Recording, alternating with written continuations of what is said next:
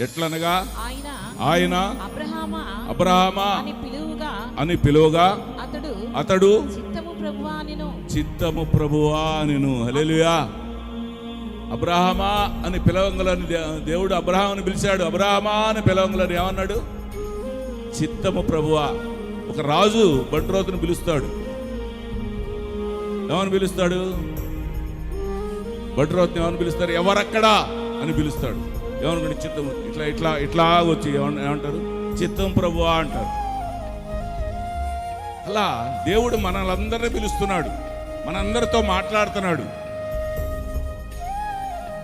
మనము మరి దేవుడికి అబ్రహాము ఇక్కడ ఎంత భయపడ్డాడో చూడండి.